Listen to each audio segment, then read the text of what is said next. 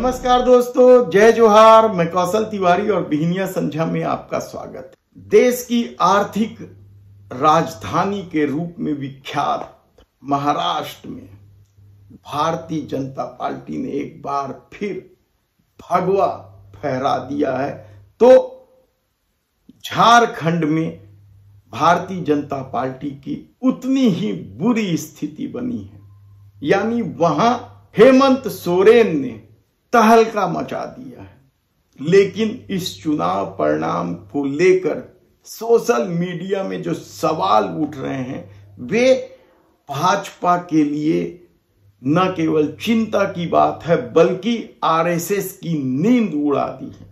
दरअसल दोनों राज्यों के चुनाव परिणाम की उम्मीद किसी ने नहीं की थी।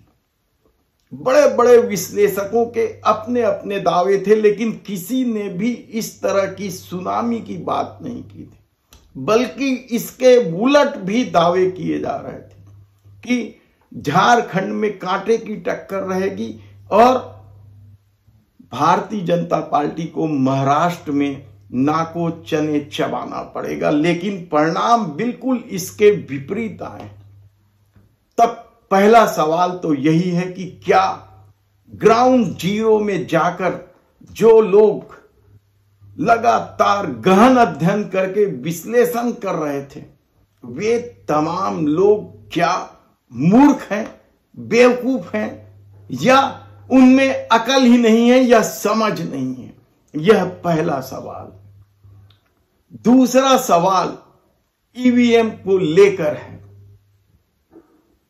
कि भाजपा ने बड़े राज्य को हासिल करने के लिए उसी तर्ज पर, जिस तर्ज पर हरियाणा जीती और कश्मीर छोड़ दिया था, झारखंड छोड़ दिया, वहां कोई ईवीएम का खेल नहीं हुआ और यहां हुआ। क्या ईवीएम को लेकर अभी भी चुनाव आयोग कोई बड़ा भरोसा दिलाने में सफल नहीं हो पाया है?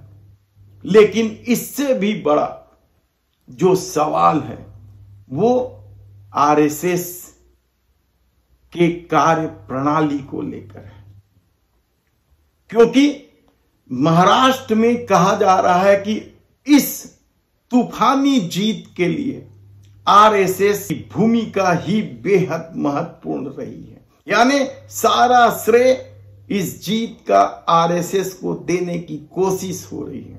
तब सवाल यह है कि आरएसएस ने झारखंड में क्या कोशिश नहीं की, जबकि उसने चुनाव के ठीक 1-1.5 महीने पहले वनवासी कल्याण आश्रम की 3 दिवसीय बैठक आयोजित की थी, कई तरह की रणनीति बनाई थी। और यदि उनकी ताकत महाराष्ट्र जिताने की थी तो फिर झारखंड में क्या उनकी ताकत नहीं थी? जबकि कहा जाता है कि आरएसएस महाराष्ट्र से ज्यादा झारखंड में मजबूत है, उनकी वहां पहुंच है। तब सवाल यह है कि क्या सचमुच जो सोशल मीडिया में सवाल उठाए जा रहे हैं कि छोटे राज्य दे दो, बड़े राज्य ले लो, क्या यह सच है? यह बेहद ही गंभीर मसला है, ये लोगों को सोचना होगा, क्योंकि आरएसएस की अपनी ताकत है और यदि वह महाराष्ट्र में दिख रही है तो फिर झारखंड में क्यों नहीं दिख रही है? झारखंड में बुरी स्थिति क्यों हुई? वही आरएसएस महाराष्ट्र में जब काम करती है तो तूफान ले आती है और झारखंड में वह संघर्ष की स्थिति तक भी नहीं ला पाती पार्टी को। तब क्या सचमुच यह कुछ अलग खेल है?